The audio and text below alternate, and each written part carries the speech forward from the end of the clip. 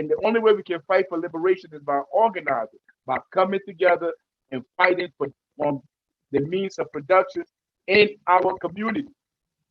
Start where you at first, and then you branch out. Like I can't go to California and be like, "Yo, I'm taking this building over." I don't live in Cali. I'm not from Cali. I don't know nobody there. I don't have no roots there. But I live in Newark, New Jersey. I went to school on South Orange Avenue. So down the street, there's an empty building that's been there for 20, 30, 40 years, and nobody's occupying it. Man, I'm going in there and I'm taking it.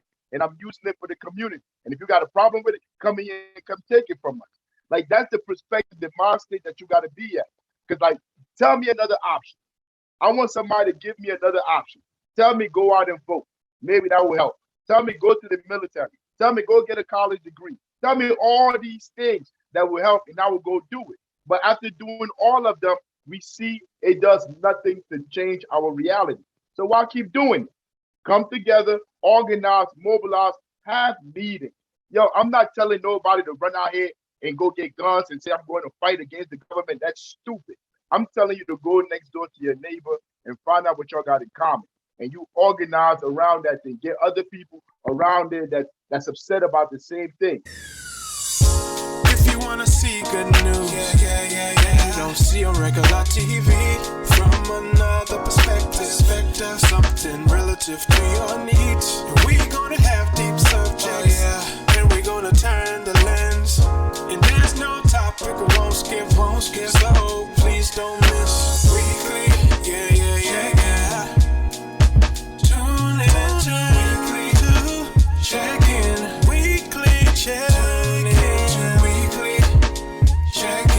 Weekly check-in. Tune in to weekly check-in.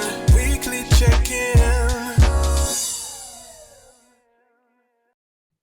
What up, wherever you are in the universe? My name is Kaya Shivers, and welcome to Ark Republic's Weekly Check-In. I am here with Brother Africa, who has joined Ark Republic to give his astute analysis. Brother Africa is a historian, activist, and sociologist, and also he runs All Power to the People podcast, which you can catch on YouTube. What's up, Brother Africa? Hey, how you doing, sis?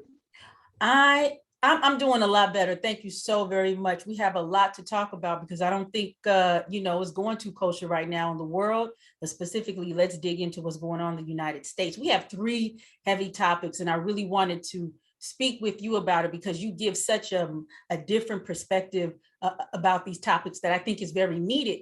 Because even though a lot of people publicly might not say, all of what it is they think, I think for me, you bring that needed voice that we need to hear. So let's dive into it. This past week, a bridge collapsed in Pittsburgh. Nobody was severely injured. There were no deaths reported. However, what it did do was bring up the issue of America's infrastructure and how poorly it is. What is your insight on this? It's a microcosm of everything else that's going on in our society. It's really from Pennsylvania, New Jersey, wherever you at. Like we all dealing with the same issues, the same malfeasance from those put in position of power to do the bidding of the people. So that's why we pay taxes. Most people don't realize it. I don't even think they even think about why we pay taxes, why they take that money out your check after you work all week, like not seeing your family, sacrificing your life, because you're really paying your life away to be able to sustain yourself, to survive in this world. And that money that they take out is supposed to go to fixing things like the infrastructure. As soon as the bridge collapsed, the National Transportation Safety Board arrived. They came through and they said they had to do an investigation. They said the investigation is going to take them like 18 months to find out what happened. I don't need no investigation. Hey, listen to this. Since 2011, that bridge has been getting a 4 rating every time they do a study, because they have to do a study every 2 years to see the condition of the bridge. It's been getting a 4 rating. Now that the bridge collapsed, you have to do an investigation that's going to take 18 months to tell you that the bridge was in poor condition for over a decade. No, it's malfeasance. I think they need to be held accountable. The people that are in charge of that bridge. No, because like If somebody's selling weed, you selling a bag of weed in the hood, they'll run down and lock you up. They'll disrupt your whole life, destroy everything. Whatever is going on in your life, you have a job, they don't care. But we're paying people over almost the first, what's her name?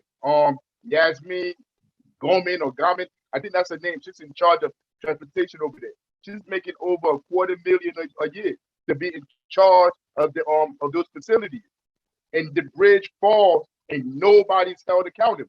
Everybody goes on by their day like nothing happened. But since 2011, you've been getting reports that there's something wrong with the bridge. We're fortunate people didn't die.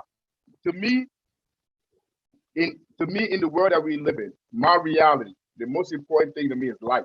It is not money. It is nothing. Because once you're gone, it's over. You can't spend that money. You can't do nothing. And as far as I know, we're not coming back.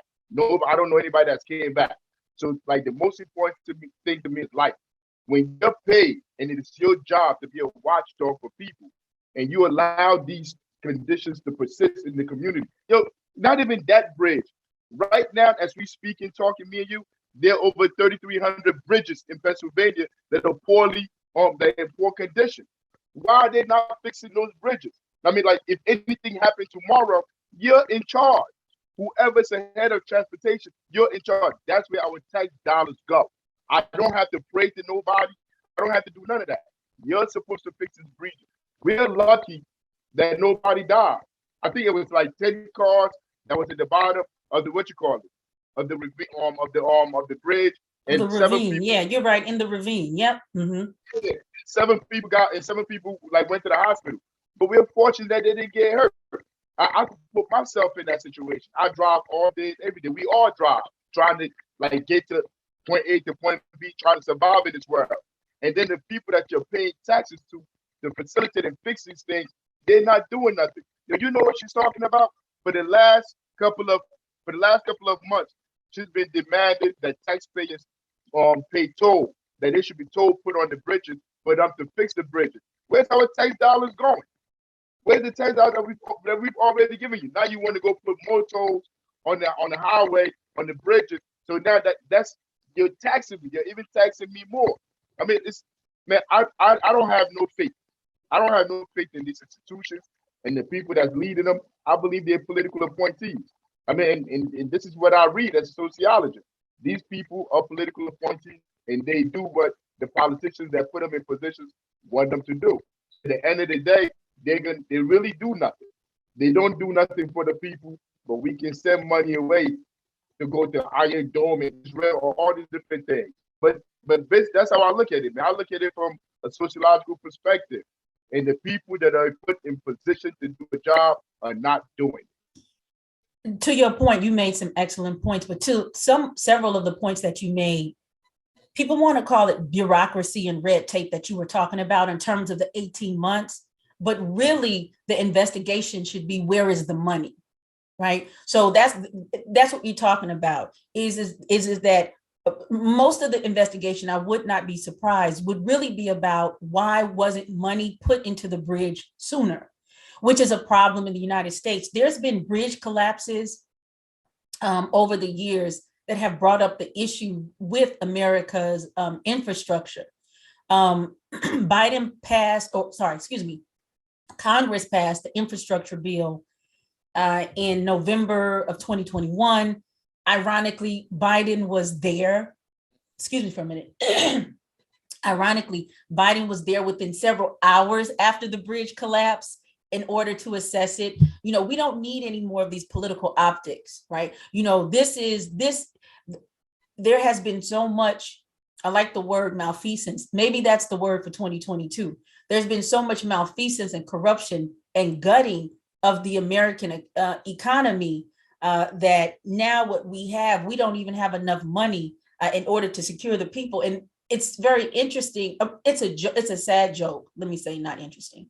It's a sad joke, but it's a common joke that when a lot of people travel outside of the United States and they are traveling to countries that are maybe on par or somewhere around in terms of having the development that the United States has, we all are shocked and surprised at the level of the infrastructure being so much more intact. And then vice versa, when a lot of people come to the United States, they're shocked at how the infrastructure is so poor, as well as how a lot of neighborhoods look like these so-called, developing countries that are stigmatized. So one is that there's some kind of stealing of public funds that people have not been accounted for, because let's be honest, especially living in Jersey, you have like at least 5 politicians going to jail every year. And that's being very conservative. So people are using money for quid pro quo and to pay off their personal expenses. They view public money as personal coffers. So part of this investigation needs to address that. And as you said, the officials who have not done anything but want to tax the people more. There hasn't been a serious like overall infrastructural or a change of infrastructure since roughly around World War II. When it was used as a way to bring more jobs to the economy. In Newark, we did a story on the water and the lead pipes, which we're going to talk about more next. But we discovered that the city of Newark only had two major pipings of strike, one major piping of the city that was done in the late 1800s. Since then, there's been changings of pipes here and changings of pipes there. So it's no wonder why you have significant amounts of lead in the water, even though, there's this campaign in order, to fix that. Yeah, there's issues across the board: airports, roads, dams, the rivers, the highways. There's issues. The clean water, access to clean water is part of this infrastructure that we talk about. Flint, Michigan is still an issue, right? So, this kind of rolls in. I've already talked about it. Environmental issues, and particularly in what I'm calling the urban terrain. So how does this kind of connect or make you think about some of the things that are going on in Newark and the city, or what you've been hearing in the channels about what's been going on with these rising environmental issues? So it all connects. A few probably like 2-3 weeks ago, the Ironbound, what is their name? The Ironbound patients. Do you know their name? Is it the environmental group? Yes, the environmental group. Is this the one that they're protesting against the garbage facility? Yeah, they won. They got them not to they got the governor to intervene. Okay. Hold on for me. Let me pull it up. I got it. Ironbound Community Corporation. Yep. That's their name. Mm-hmm. Ironbound Corporation. But like 2 weeks ago, the Ironbound Community Corporation, along with other organizations, demanded that Murphy kept his word, because in 2001 he passed an environmental law that anything that's going to be put in the community that's going to be detrimental to the health of the community, or the community didn't want it, the community had the right to reject it. So the group in the Ironbound was holding them accountable, and they told them, look, you said that whatever that we needed, that we can come to you. You passed this bill. You stood out here in front of the community saying that you was with the community. We need you to intervene, and he actually intervened, because the people came together and they organized to demand accountability in their community. I mean, it doesn't always work, but that's the only chance that you have, organizing. But it's the same thing as the bridge. Unless the people in those communities come together and organize to hold these people accountable, they're going to continue to give them lip service. Like you said, when Biden came, I saw the video. He talking about, they have the most bridges around here in the country. I don't give a damn. That's not what you came here for. You came here because the bridge fell, because you're the head. You're the head of this institution that's supposed to make sure people don't die driving at the bridge. So you coming to make people feel better, and you telling us they got the most bridges of anywhere. What is that for? You're distracting me. You're distracting me from holding you accountable from the crime that you have committed. Because we don't, look, For 20 years, they sent 300 million to Afghanistan for nothing. And we come to find out that they were there on a lie. The whole thing was a lie. Iraq was a lie. They didn't need to go to Afghanistan. They spent 300 million a day. That's Monday, Tuesday, Wednesday, Thursday, every single day for 20 years. And our roads are falling apart. Your people are dying in their car during a snowstorm. They don't have nowhere to live. But you sending money for what though? Why did they send that money to Afghanistan? Says real talk. Like, what did Afghanistan do to American taxpayers? Because we pay taxes. What did Afghanistan do to us for you to take 300 million a day? 200 million a day to send it over there. And over here, we don't have bridges. Our schools are bad. Everything is falling apart. We can't even go to the gas station to get gas. Yo, I used to get $20. $20 will last me a couple of days. I spend $20 on gas a day. So at the end of the week, that's 5 days, that's $100. Yo, if you depend on how much you're making on income-wise, that's a lot of money. That's a large part of your check that's coming out. Plus the taxes. And I say all these things to say the decisions that these people make impact our daily lives. And they cause us to be who we are. So we need to hold them accountable. They have to do their jobs, man. And if we can't count on them, then we must come together in the community to do something about it. But just waiting for them to do something, it's not that's not an option. It's evidence. They're not going to do anything. Yeah, I don't trust them. Yeah, I might be frozen. I don't know if it's you or I, but we're going to keep rolling and I'll see what it looks like. No, you're good, right? You're good. I'm good. Okay. So the Ironbound, I want to roll back some of the things you said because actually we did a story on the Ironbound Community Corporation because there was a company that was trying to build a waste facility in Ironbound. So Ironbound is a very interesting part of Newark. We call the neck because of this is the transportation issue we're talking about because the way to get in is so narrow. So Ironbound historically is an important site too because along Ironbound is the Passaic River, and the Passaic River was a site where a lot of chemical waste was dumped when they were making nuclear bombs. So still today, the Passaic River is a highly toxic waterway. Ironbound is really interesting in several ways. One, it is known as a mixed industrial and residential community, but it also is this community that housed a lot of Portuguese, Spanish, now Brazilian, Central American, and Mexican immigrants.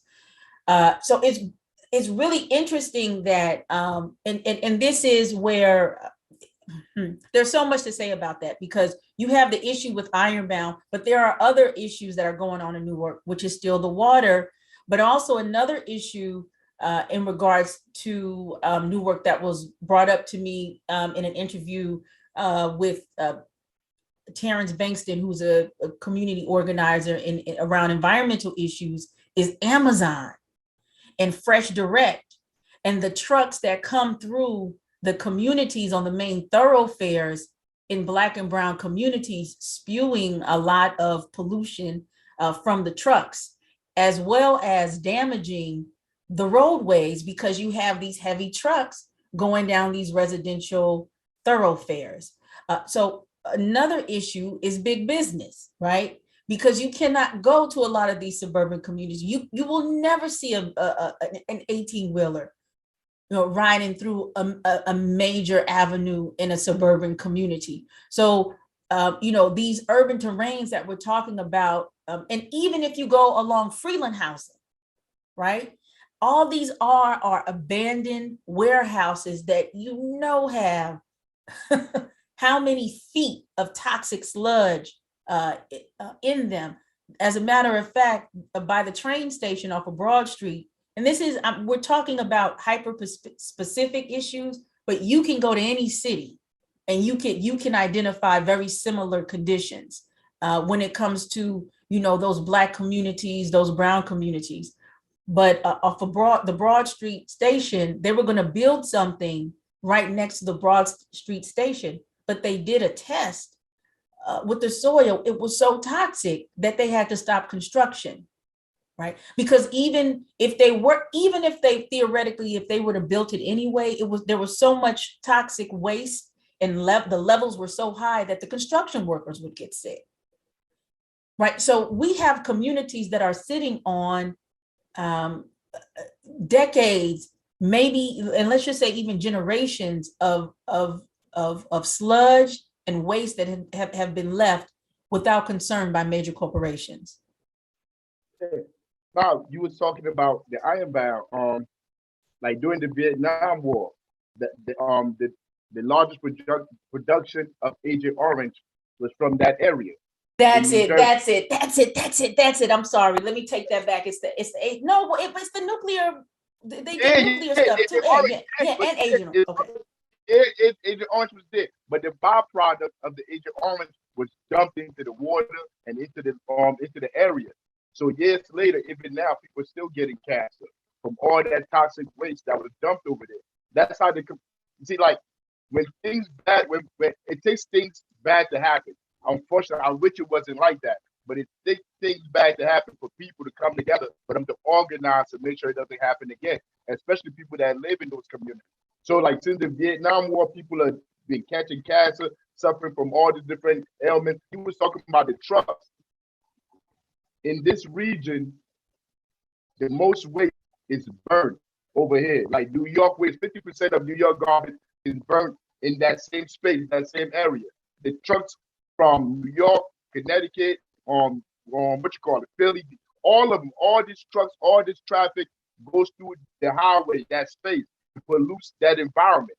It cuts right through where we live at. It is often where the poor people live at, because like you said, it don't go through the suburbs. It's through where we live at. And all this stuff is in the air. And when they test the air now, Newark is polluted. Newark is like one of the most polluted places on the planet. And it's because of all this trucks, all this driving. And we can't trust these people to be custodians of our lives. They've proven that they can be, that they're not responsible custodians. Just like go back to the highway, to the bridge, is the same thing. All these things, like you said, they tested the soil. They know the soil is that contaminated.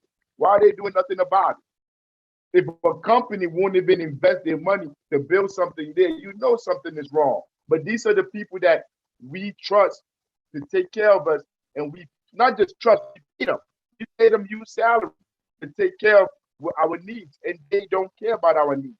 I mean, like, how do you dump Agent Orange products into the water, into the area? Because you don't live there. Because you have to drive through there. You don't have to breathe that air. You don't care. When you go to the suburbs, when you make deliveries and stuff, like you were talking about Amazon. Amazon has made millions, billions since COVID came around.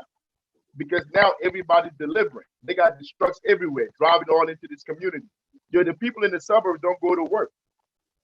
The people that are living in the suburbs that are making a certain amount of money, they stay home. Like the lady from Yasmin, whatever her name is, the head of transportation in Pennsylvania. And the first thing she did when she came in was shut all the offices down. Everybody had to work from home. These people that work from home, they depend on Amazon products to deliver products to their homes. And I do Amazon. I go to their houses and I see them. They're all at home, no matter what. Rain, sleet, snow. It's people right now. There's a snowstorm. There's people right now delivering to these people right now. They're the ones that are fighting for all these laws and policies that do nothing for our community. Most of the people in our community don't even believe in these politicians no more. I mean, and we could segue from there to Flint, where there's articles saying the people in Flint are not drinking the water anymore.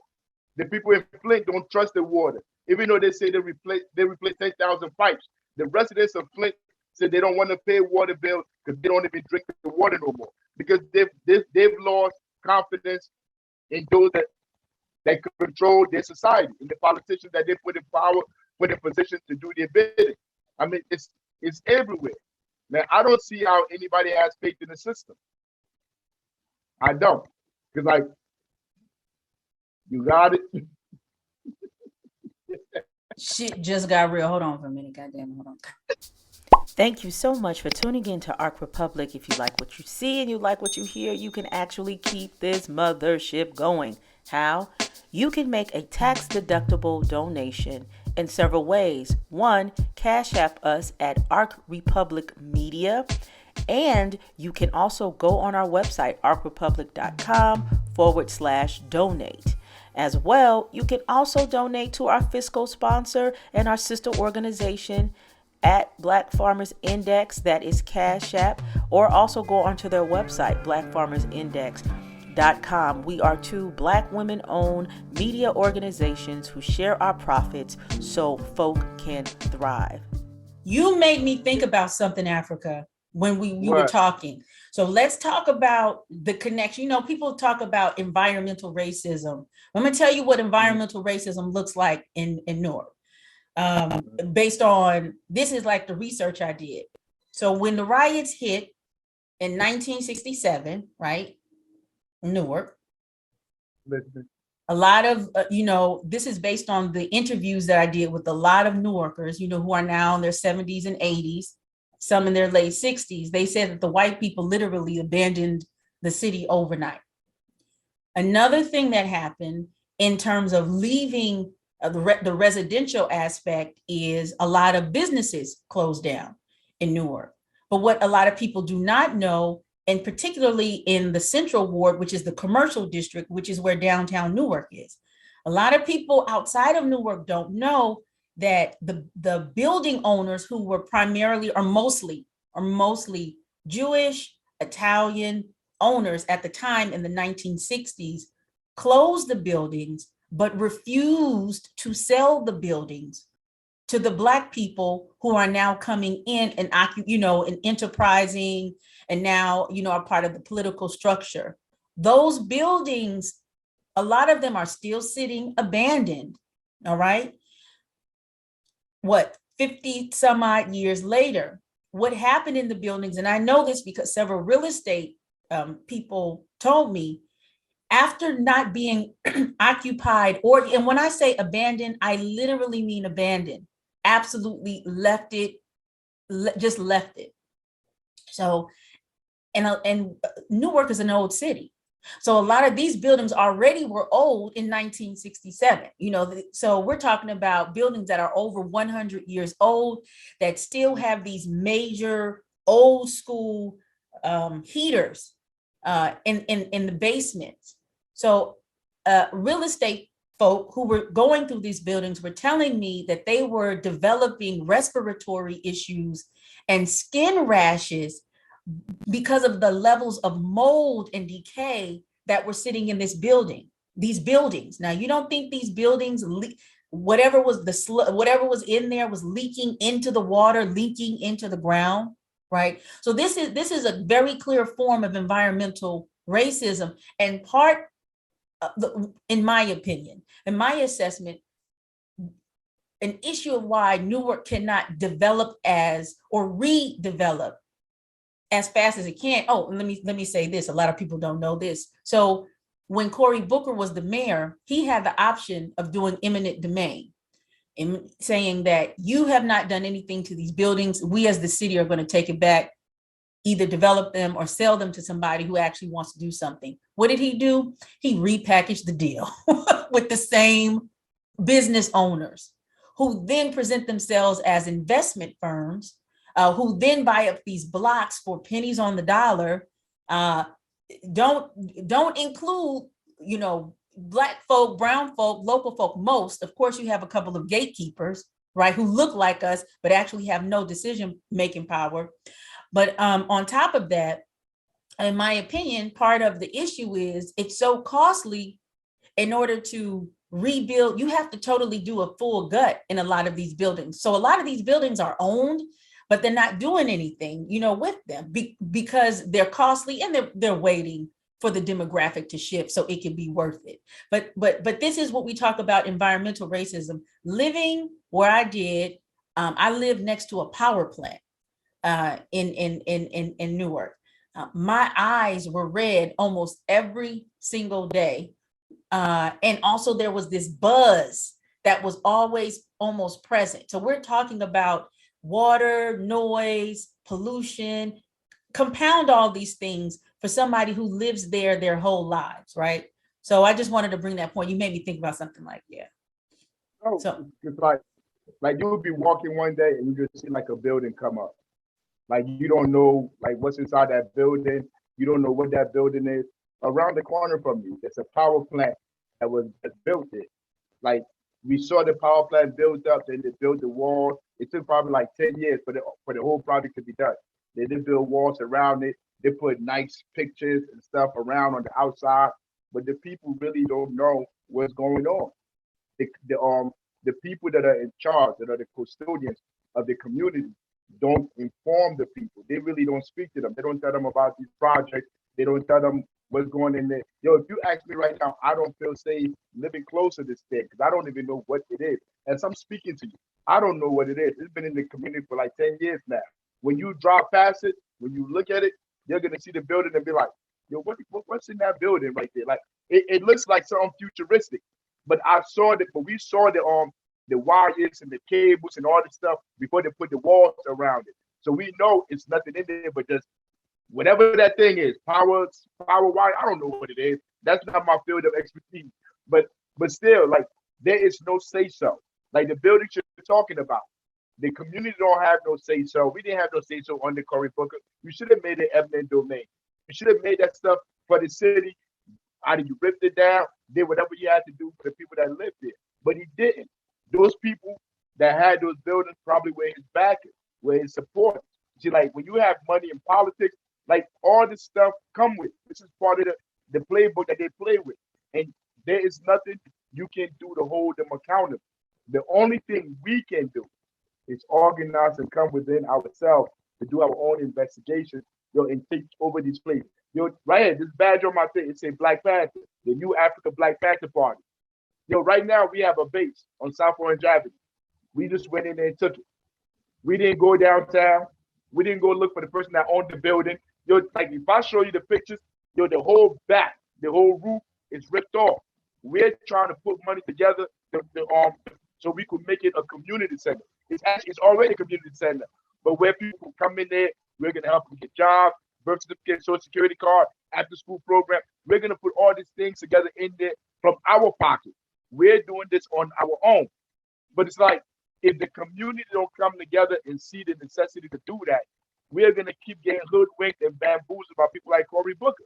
And they're gonna use this as a stepping stone to go to the Senate, the Congress, to go to the White House, talking about how much they love Newark, talk about their friend T-Bone. I never saw T-Bone. I've been in Newark my whole life. I don't know who the hell T-Bone is. But like these are the things that they're gonna say, and then talk about how much they love Newark. I'm from Newark. They're not from here. They're not. You used us just like Biden went in front of that bridge and made a speech. You used us to climb the political ladder. And looking towards people like that to do anything for us is hopeless. You see, I'm at the point where I have no faith in government. I have zero faith in government, none at all. So like, can't nobody come to me and tell me about voting and all these things. All I could do now is wait for other people to see what I've seen. Because after all my years of being on this planet, of living in Newark, I've seen things come and go. Like when Obama came, everybody was like, he might do this, he might do that, I've seen the whole presidency. I've seen what happens when a black man goes into that office and becomes president. Nothing changes. See, so now you can't fool me with another black guy. So other people got to go through this. Like that's what I'm starting to notice it now. They have to go through this and see it for themselves. Until they realize I can depend on this person, they're not going to come out and do what they need to do to take over their community. Because we cannot trust these politicians. But like I said, we went on South Orange Ave, we took the building over, we are renovating the building, and it's going to be a community center for the people in that community. And once it belongs to the community, you have to take it out of the hands of the community. That's when dust going to kick up.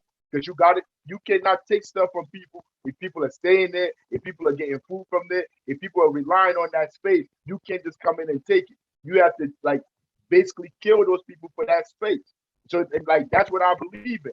You have to take these spaces over. Wherever it's abandoned, whatever lot, whatever building, like there's nobody has been there, they don't come check on it. Man, you have the right to take it over. We got eminent domain. We eminent. We here. And we domaining in this spot. So you take it over and you fix it up and you do what you need to do for your community. Because the government will do nothing for us. They're not going in there to fix it. They're not doing nothing. Yo, they say the water is fixed. The water pipes is fixed. Yo, we don't drink water out the thing. We still buy water. Patience, hand me a bottle of water, please. Now there's no bottle, ain't no water right here. Hand me a bottle of water. Yo, we still buy our water. I mean, every time I go to take a shower, I be scared. I mean, look, she just got it out the refrigerator. We still buy water. We don't drink that water in the sink. I mean, but people got to pay water bill. What am I paying water bill for? I mean, like, it's people just got to get tired of it and their solutions. Because most of the time people get tired and they don't know what to do. They'll find an organization that's fighting back and join that organization. They may not be the right fit for you, but you're going to learn to find another organization to link up with people like-minded to do something about the material conditions that you're dealing with. But if you just stay home and you depend on these people, nothing is going to change. I mean, so like I said, I don't trust the water. I'm drinking bottled water. I mean, we cook with bottled water. We do everything with bottled water because we don't trust that water in the sink. I mean, right. No, you may. I mean, the point is that there's like this thing saying about roughly, I think they said in the United States when they did this poll or survey or whatever it is, I think they said maybe 45% of the Black people they asked all drink bottled water. And I'm like, well, that's location, of course, because where we live, you know what I'm saying? I drink bottled water too. I remember I was a lifeguard. I was a lifeguard for 11 years in LA. I was in a pool from the age of 4 to 26. I know what chlorine smells like. And I remember one time turning on the shower and I said, Dwayne, it smells like a swimming pool. They're putting chlorine in the water. And sure enough, after a friend of mine did an investigation, I think that the chemical is called chloramine. And it's a chemical that you put in the water, that the government put in the water when they detect that there's like high levels of bacteria or things that can cause Legionnaire disease. And so they put the chloramine in there in order to reduce that bacteria. But that chemical in itself has a lot of adverse effects. If you're asthmatic and you come around chlorine, your asthma will kick up. I know that. I was asthmatic when I was a little girl. So we don't drink the water because we don't trust the water. Flint is an excellent example. I mean, Flint you have a whole Black community, majority Black community that has been left to fend for itself still, right? And there hasn't been accountability and there hasn't been anybody arrested. And what we now know is that a lot of this was for monetary gain, right? So which is part of we know, I'm speaking to the choir when I talk to you about this, right? But is part of this this long-standing capitalistic, parasitic practice of making money off of the backs of the poorest people. I mean, slavery. I mean, this is the extension of slavery. I really could please let me know, keep us informed about the house that you took in order to create a community center. These takeovers are going on in LA, in the Bay, because inner cities have been abandoned so much that, I mean, the neglect and the blight is ridiculous. You know what I'm saying? So my question, though, I do have a counter question. You pay taxes, right? You pay taxes. It comes out of, at the very least, it comes out of your check. What is your response to the question of, if you pay taxes, how do you still, even though you don't believe in government doing what it is for you to have, proper food, clothing, and shelter and be comfortable, how do you still hold them accountable, or is it worth it? No, right now, I see myself. Can I say the N word? I'm quoting Malcolm. Can I say the N word? Yes, If yes, a quote. We had to temper down to that because at one point people was dropping N-bombs, but yes, quotes are wonderful. I'm quoting Malcolm. I'm a field nigga. I understand I'm a slave. I don't believe I'm free. There are You will find black people that will tell you we are free in this country right now.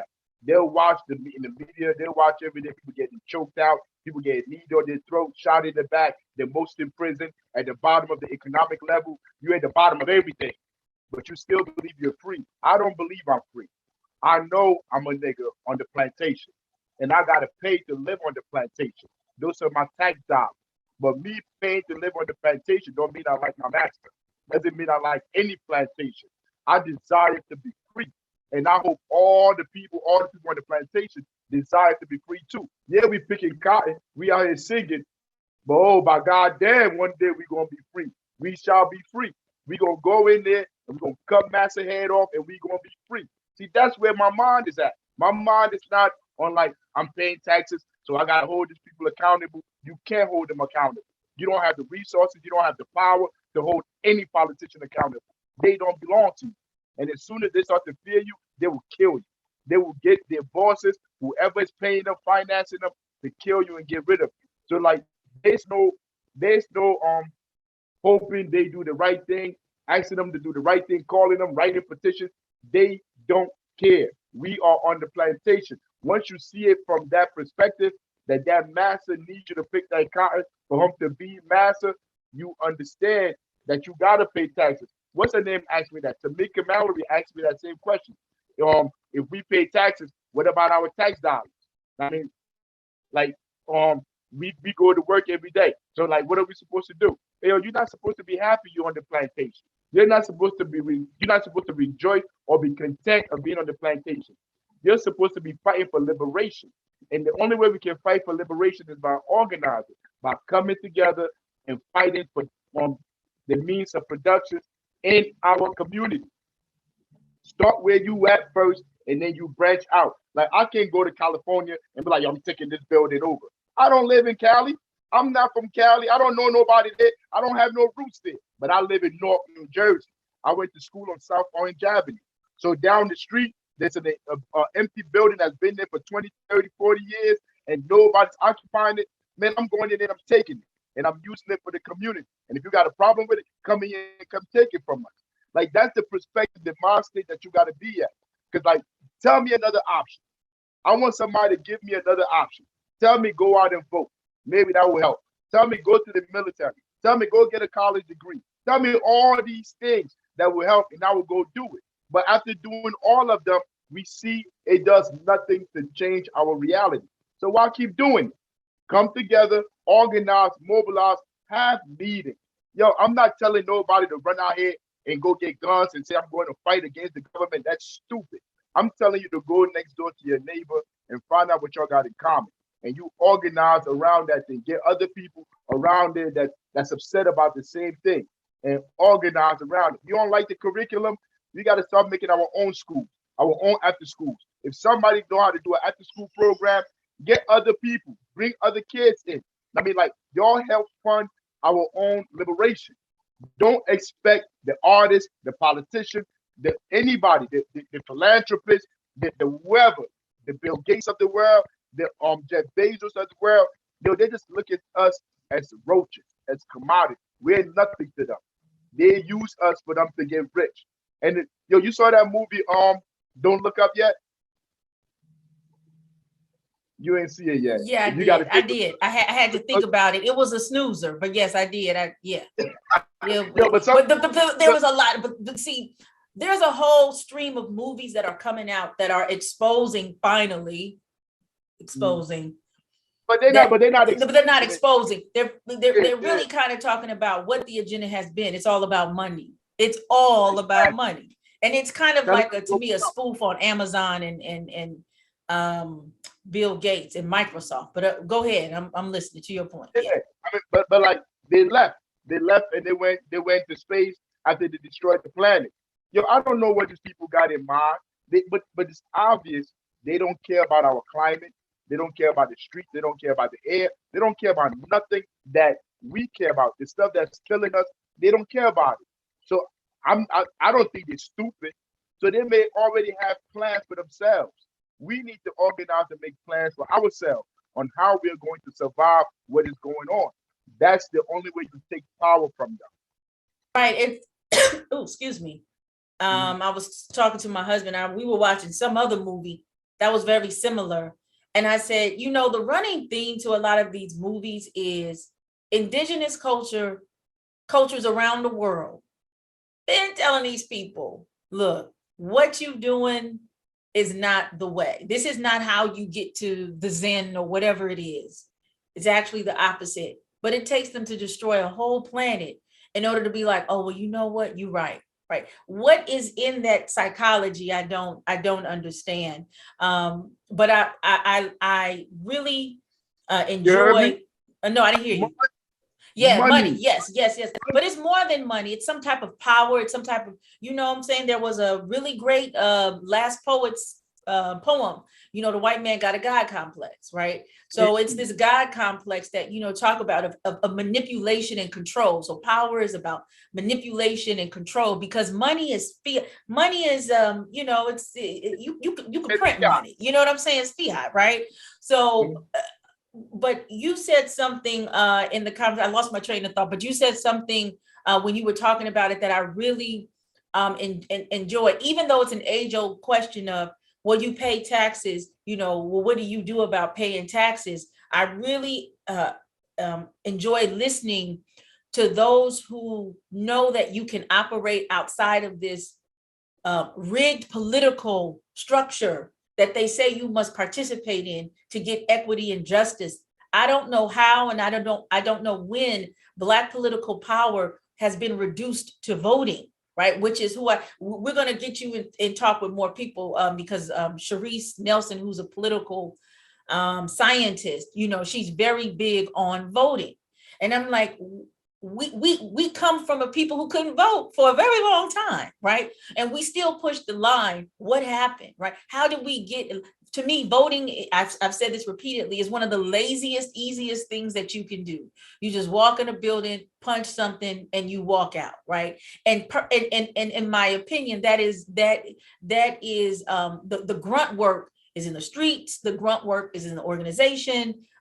You know, and even as you said, just walk to your neighbor and find out what you have in common. And after the Civil War and everything, and in the Nadir period, where there was high amounts of lynchings and domestic terrorism by white people against Black people, one of the facts is that there was a whole campaign built around whiteness for the white people who were also migrating from Europe, and you know, because you had to become white when you migrated.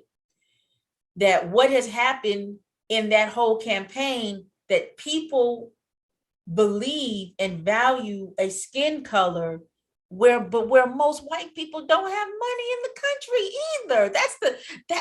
That's the joke. You know what I'm saying? Of course, there are things and privileges and things like that, you know, that you have when you have this so-called white skin, right? And this pale skin. But at the same time, there are homeless camps right now in South Jersey. There are nothing but white people, right? But this capitalism presents these false entitlements and privileges. And I don't want to make this into just a racial thing, because there's all different types of things. You've got to fold in class, but I really enjoy that. Did you want to say something? Go ahead. Yeah, let me say, like the skin that you're born in, that's what you walk this earth with it. And from looking from your perspective, from our perspective, I mean, it's like you see race. But when you look into it, there's a whole dynamic to it. There's a class dynamic to it. And I know poor white people too. I know white people that's poor, but we are all socialized. We're all tricked. We're all manipulated into believing the things we believe in our mind. Like a white person, a poor white person can manipulate it into thinking that Black people are always whining. Like, yo, I got it hard too. They always talking about Black this, Black people are suffering. I'm suffering too. So they're manipulated, and politicians play on that. They use it to divide us. And we don't understand it is largely a class factor.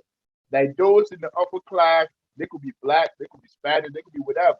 They all play, like, what's her name? Yasmin, what's her name again? Yasmin what? Yasmin Grauman, something like that. Yeah.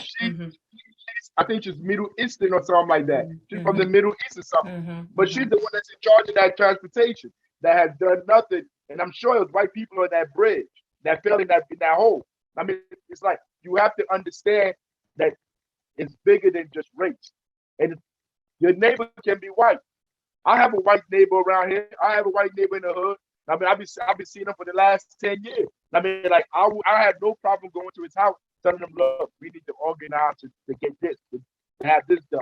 I mean, because that's the only way to defeat those that's oppressing all of us. And if we don't do that, we're gonna keep bickering amongst ourselves on the stratified lines.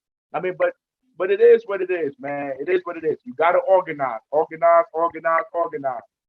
On that note, what you were talking about, good conversation, by the way. Um, for me, like as I, there was a certain point in my life where race was everything. You know what I'm saying? But now I'm at a point where I'm like, we've totally reduced and made profane and vulgarized. Really, the situation is far more complex.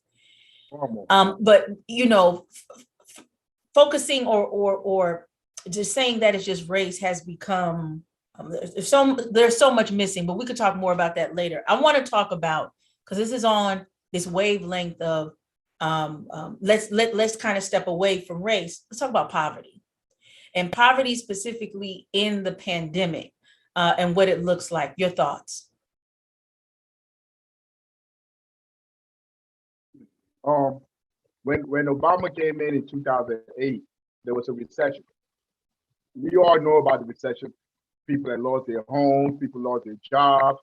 We had Occupy Wall Street. There were people on the streets demanding that the system that they pay taxes to, like, rectify their lives, fix everything that the government had taken away, that these big companies had taken away.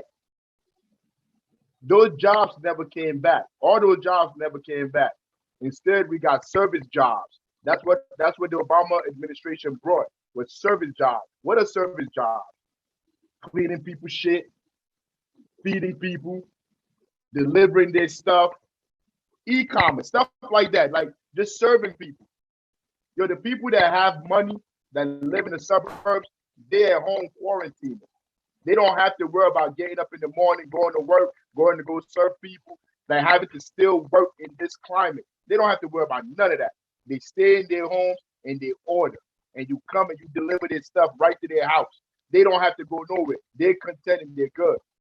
But the people on the plantation, the Negroes on the plantation, they got to get up from sun up to sundown to still try to make a living to survive.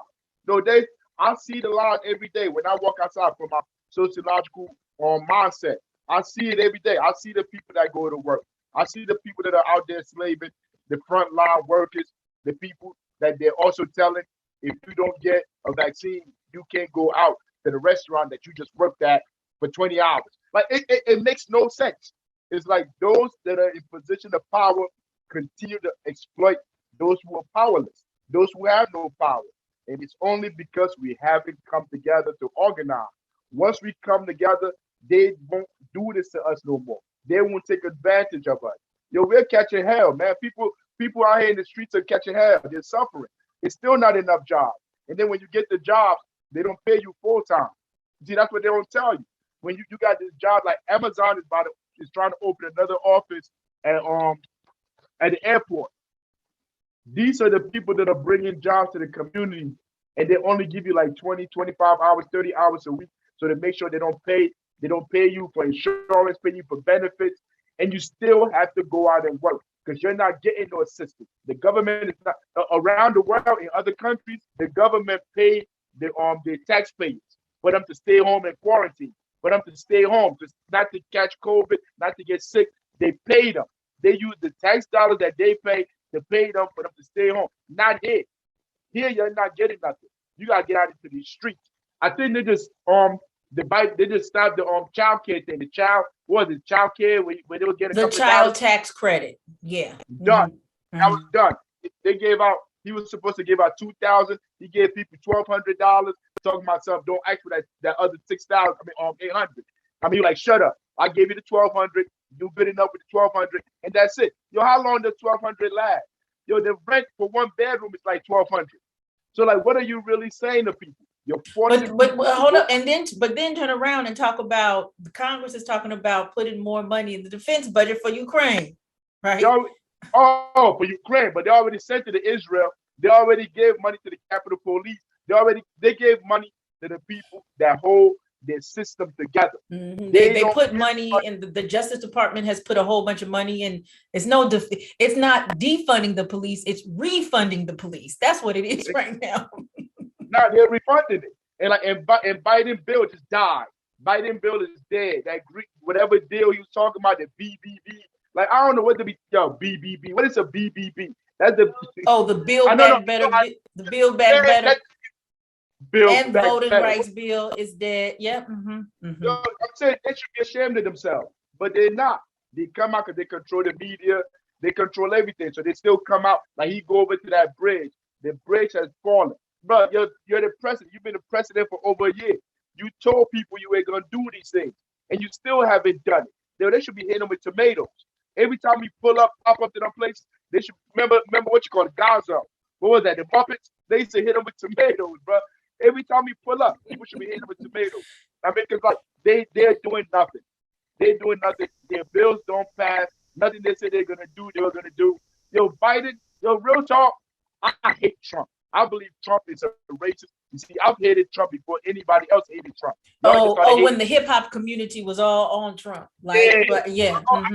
I've always seen Trump to be a racist, white supremacist. Mm-hmm, mm-hmm. Yo, he's been better than Trump. He's been better than Biden. Byron. He's been better than Byron. Byron has done nothing since he came in. And this midterms is gonna be ugly. The midterms are gonna be. I was gonna talk about the midterms. Let me just say this. Let me just say this real quick. Poverty right now. I don't know if I'm frozen or you're frozen. I'm gonna keep going. I gotta check my internet. That's part of. But this is part of the. How do I want to say it? This is a perfect example of the infrastructure of America, right? This is supposed to be, one of the richest countries in the world, and here we are, struggling with our stream when we should have perfect internet. But that's a side note. Poverty in America looks like right now in New Orleans, there is an increase of violence. In America, what a lot of people don't know, there's a decrease in crime all throughout America. There actually is a decrease in crime, but there's an increase in violence in America, and that could be a slew of things. But right now in New Orleans, because New Orleans suffered, several months ago, there was a hurricane. I forgot the name of it.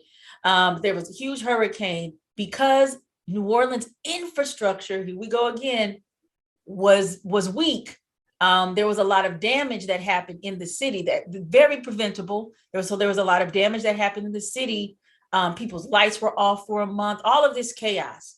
Then that ushered in a lot of people left the city. So then you have this going on when PPP loans, all these things are gone. There is no assistance. There's an eviction. The eviction moratorium ended. So people began to start robbing abandoned homes. Now what you have are these random acts of violence in broad daylight. Last week at several town hall meetings, now they're talking about, and it's in specific areas that this is going on. And they're robbing white people. Let me keep it 100. They robbing white people. This is what's going on. Like I was talking about this with Dane. The people are now going to Beverly Hills and robbing Beverly Hills, and now they're like, oh gosh, we don't know what to do. So white people are getting robbed in New Orleans, and now what they want to do, they want to bring in the National Guard and the tanks to create these occupations in the Black sections, really, of the community to keep the Black people, cordoned off and monitored. while everybody else is able to live freely. This is what poverty in America looks like. And this is more so likely coming to a city near you. No, but you see, I think that's what manipulation in America look like. Because while they're going to these communities that they're saying are impoverished, the people in power made these communities impoverished. When you put speak on it. This is Sunday church for me. Speak on it. When you put a councilman or mayor, you put these people in position of power to do the business of the people, and they sell out to corporations, sell out to oligarchs, and then the people are suffering and are starving, and they're trying to eat to survive. And now you shine the camera on those people, and you be like, look at them, look at those people right there. They're criminals. They're running around and snatching chains, stealing and stuff. Let's make tougher gun laws. Let's make tougher laws to lock them up. So now the same people in the suburbs that have been supporting all those bad policies, because we keep this is church. Black people don't vote like that. We don't vote that much. The majority of black people don't vote. Like, we keeping it above. It's a small percentage, and it's majority of the white people in those spaces that do the voting. It's a class thing. So they go vote. They get all this idea like tougher gun laws, tougher crime, like what you call it, broken windows. They come up with all these ideas instead of fixing the foundational problem, the problem at the root, which is not giving people access to a livable wage. Letting people be like, how can somebody like work 25 hours, 30 hours, make like $300-$400 a week, and you think they're gonna survive on that? This says something about the society itself, not the chain snatcher that you come up with the camera and look at them. They're stealing. So, somebody break into your house and steal a TV. You'll think of that psychology for somebody to leave their home, to break into your house, to steal a TV.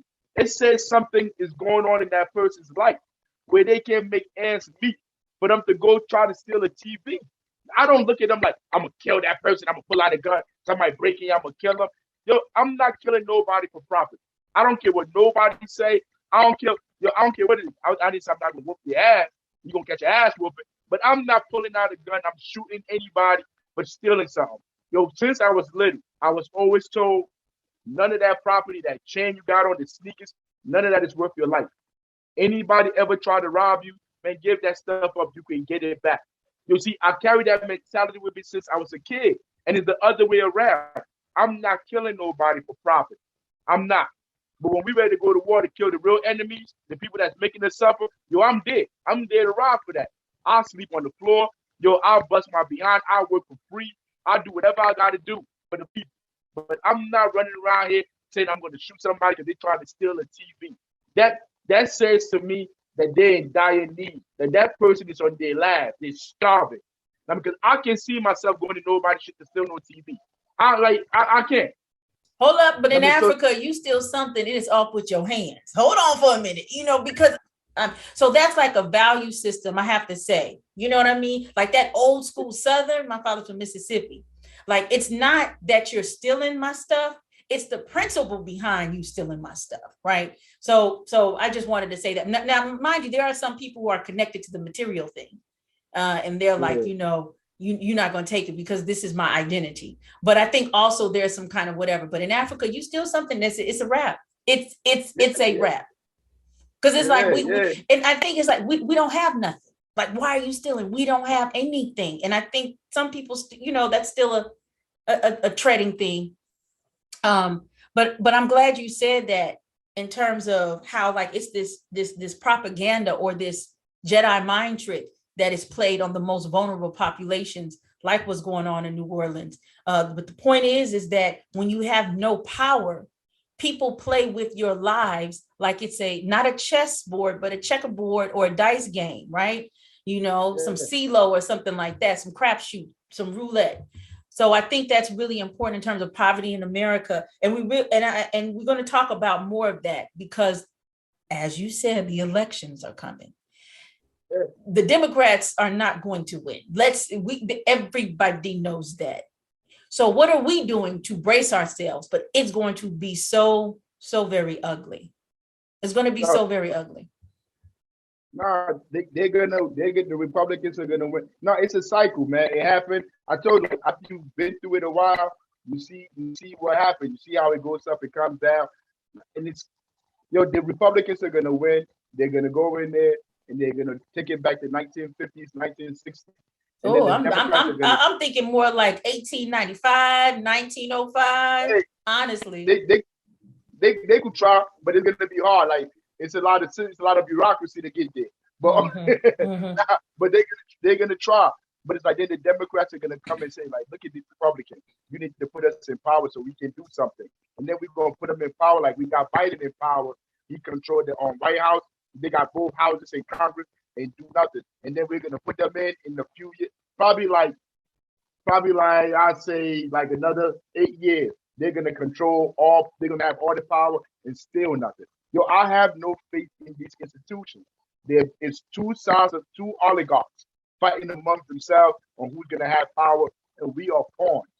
I mean, the only way that we're gonna take power is if you go next door and you speak to your neighbor and you start organizing with your community and you walk away from these institutions. You walk away from CNN. There's no need for anybody to watch CNN, MSNBC, Fox, all these propaganda outlets. There's no need for anybody to consume them. You want news, come to the Ark Republic. They're just going to hear about real news. They're not going to hear about what the corporations want to tell you. Find independent media to listen to that is not controlled by corporations. Because, like, they're all married together to oppress you. And, like, there's nothing we could do, man. Like, their system is their system. Their elections is their election. They cheat each other. They cheat themselves. Like, the Democrats complain about voter fraud. I saw both times that Bernie Sanders ran. They did voter fraud to him. So like, how you gonna complain to me about voter fraud when I'm saying you do it to your own people in your own? They did it to Nina Turner just now. Whoever they don't feel it's like Uncle Tom enough for them, they get them out the way, man. So like, there's no need to believe in this system. We know now they're about to have the midterms. Republicans gonna win. They're gonna have the White House. The Republicans gonna win because Biden has done nothing for the people. Nothing for the voters. So why anybody going to go vote for him? I mean, if you watch online, there's nobody taking up for the Biden administration. People used to be taking up for, they're better than Trump. Like, you still want Trump for 4 more years? When you say something about Biden on Twitter, on wherever, on Facebook, don't nobody come defend him. They're hiding. They don't even want to defend their vote. I mean, people are hiding and ducking. You know anybody that defended their vote? No, and to add, there's been I put an APB out on Kamala Harris about 7 months ago. Exactly. Yeah. So exactly. I don't want to say it before Trump. So several things. The Obama administration, before the Obama administration, the idea that all politics were local was purported a lot. When Obama came into office, politics became very federal, became very national. People began to stop paying attention that what was going on in the local, right? So now that he's out of office and everything, now what I see is that not only are politics going to go local and hyper local, I think there's going to be more kind of fractures in terms of municipalities and states and governments and how things are run. There is definitely going to be a Hunger Games in these resources, right? And so I'm saying all this is because we know this is coming. I think our next conversation should talk about things that we do. I know we got organize, right? But like, if people are listening, like what they want more kind of like concrete material things. Of course, I'm not having you bare your heart, on these channels, but just to give people a starting or a working idea of what can be done, because it's gonna get hella local. It's gonna get crunchy. It's gonna get real crunchy, in my opinion. Yeah, no, look, the best thing you can do right now, and the first thing I did, because I was in prison, the first thing I did when I got out of prison was go to school. So you must educate yourself and understand what's going on. See, like, I can come on here, we could come on here, we could speak to you and tell you what we see from our perspective. But until you decide to get up and do some studying of your own and understand it from your perspective and see it from your mind, like can't nobody really help you. Hey, what's his name? Howard Zinn. History of the People. What's that? What is that the name of? Is that the name of it? Yeah, get that. I think it's a history of the people, whatever. But get that book. Read that book by read that book by Howard Zinn. It's gonna explain to you our history as people that fought for unions and fought for 40-hour days, fought to be here. Because people die for you to be able to have 40 hours and not work 100 hours a week. You have to read about all these things and educate yourself on how we got to where we at. Once you read that, there's other books that you can go on to. But start with that book. Understand where you at in the battle. Because like voting for the Democrats, for the Republicans, that's not going to do anything for you. It's not going to save you. You have to learn how to take control of your lives. And I keep saying organizing, because later on when I leave, I'm going to that center to go work at that center. They give out food on Wednesdays for free to people that don't have food in the community. They give out clothes. We provide rides to people that want to go see people in prison. I mean, we do a political education class. If you want to understand what's going on in society, you want to change it, you must know. It's not it's not going to be like microwave where you just wake up on and you know everything. Nah, you got to put some skin in the game. You got Google. You got Google right there. Look up civil rights organization. Look up something. Whatever where you live at that's dealing with these issues. Go to a meeting. And during COVID, they're having them on Zoom now. You have to get your skin in the game and stop listening to these people that's telling you what to believe. Read it for yourself. And today you don't even have to read. You could go online on YouTube. You could look stuff up and just listen to it on your headphone. You could listen. I'm sure you could listen to Howard Zinn on your headphone. You don't have to read a book. You could listen to Chancellor Williams, Destruction of the Black Civilization. If you're a black person, you want to understand how we got here as black people, start with Chancellor Williams, Destruction of the Black Civilization. Once you read that book, you're going to be like, oh, our problem from the beginning, since the first European came on the continent, is we never went next door and organized with our people. We never talked to each other. We've always been separate. So they've always been able to come in and take and like kill one of us, do this, and like do this against each other. You start learning all these things, it will motivate you to go out to go organize. But this is not easy. I know organizing sound like it's something like going out meeting people sound like, oh my God, that's gonna do nothing. But that's where the power comes from. When you start uniting with other people, that's how you build power. You don't have the guns, you don't have the money, you don't have the capital to fight these institutions. You must use what you have, and what you have is people power. And if you don't understand how to use people power, we're not going to change anything.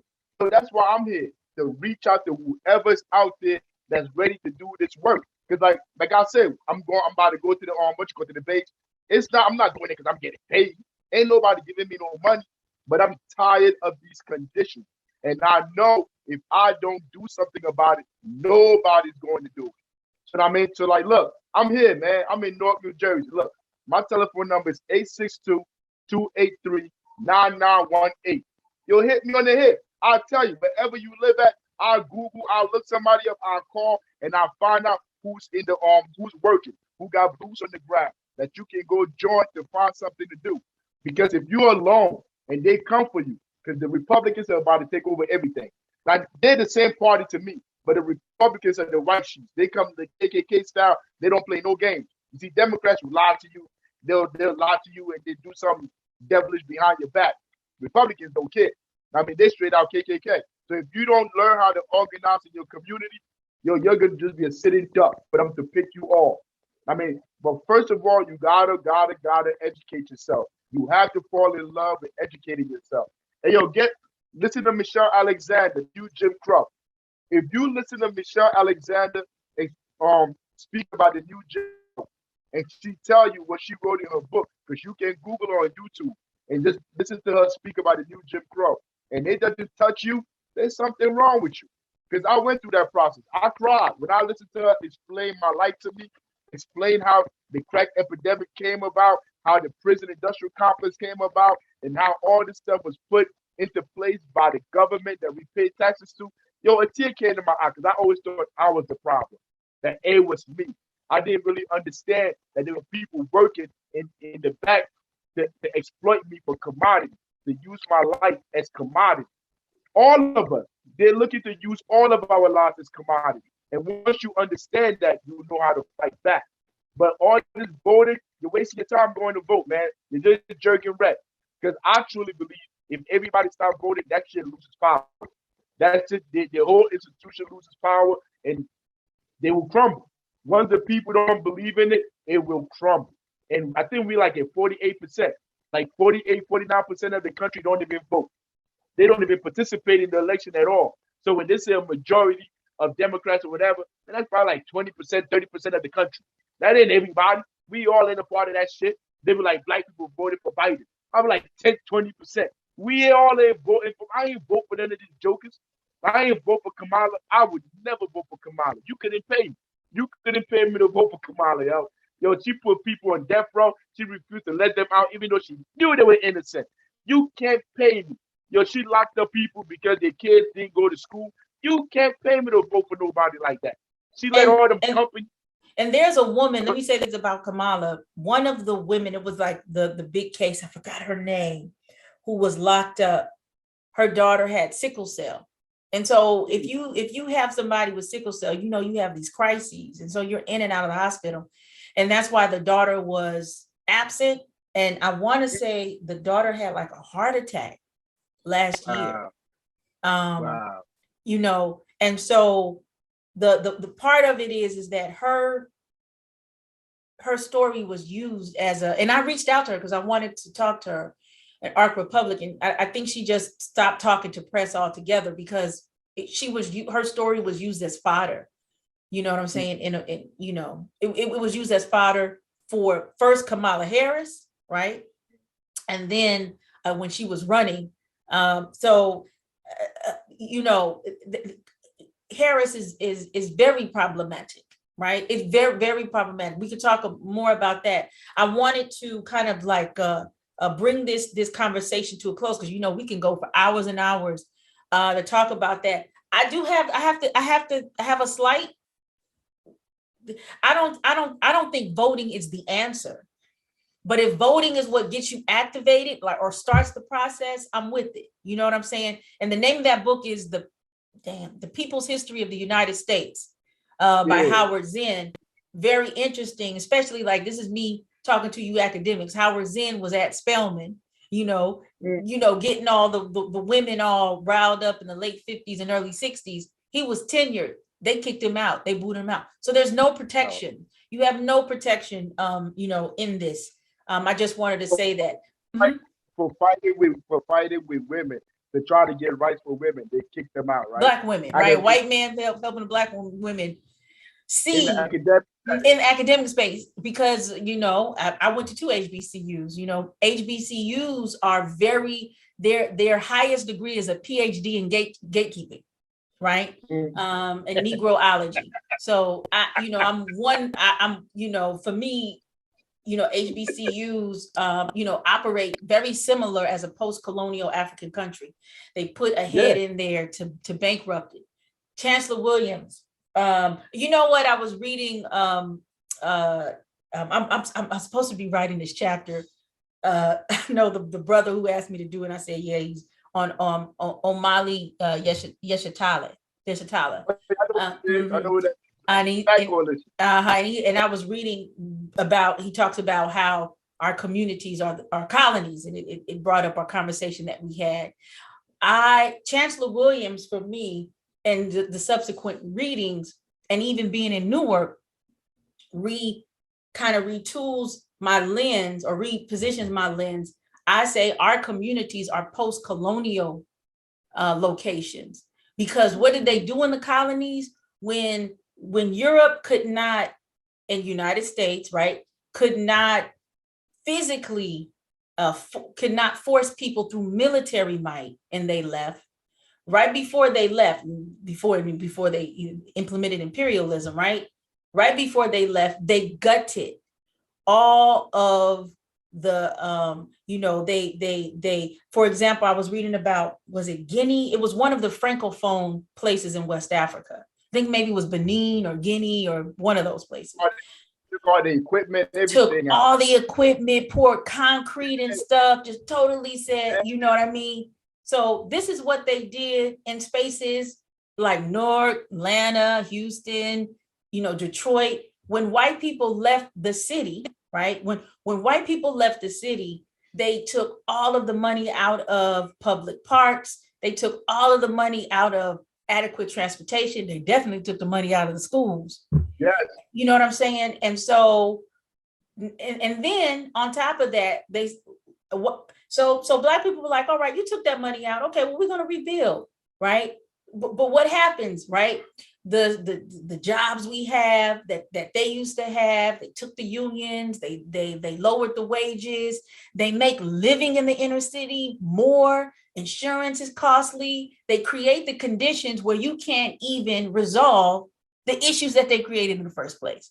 So I'm like, it's like post-colonial West Africa, a lot of these, or post-colonialism, West Africa, India, all over the country. So you pull the resources and then you make it difficult for you to even, enterprise or have your own functioning, healthy spaces. I think that's something, for people to listen to think about and what that looks like. Yeah. Then you put a black face in there. Then you put a black face. Mm-hmm. And that's how you end it. That's how you wrap it. Put a nice bow tie on it. You put a black or brown face in there, and you tell the people that they're in control. When they're not in control, they have no power. Not like I was fighting out here against charter schools. I remember fighting out against charter schools. I remember going to these officials, the whole city. People used to be lined up, thousands of parents used to be lined up, and they wouldn't let them in the building. I mean, like, it showed me that we had no power. I had to go through all those different stages for me to see this society, this system for what it is.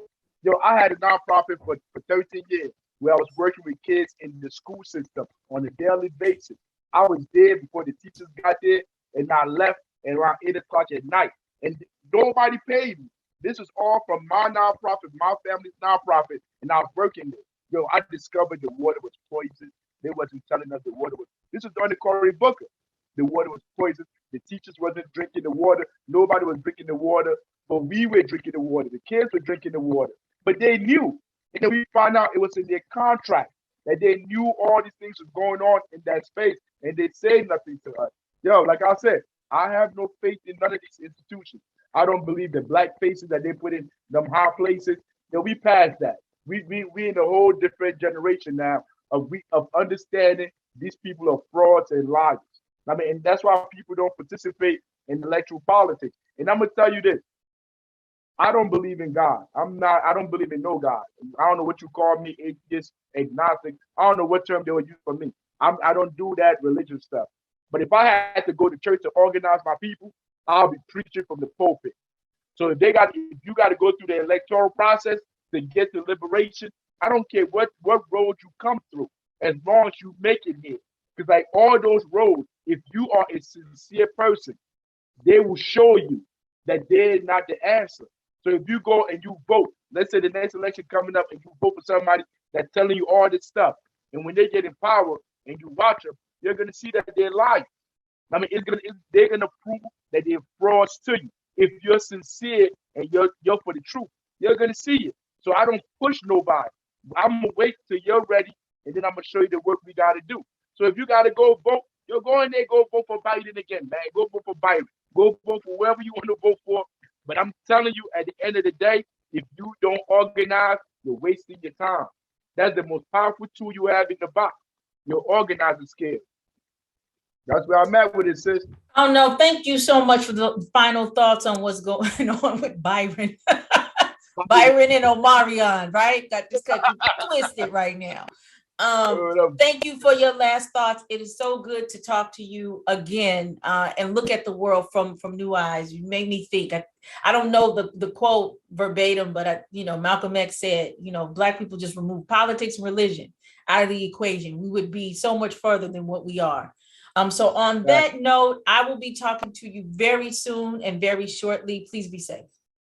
All power, sis.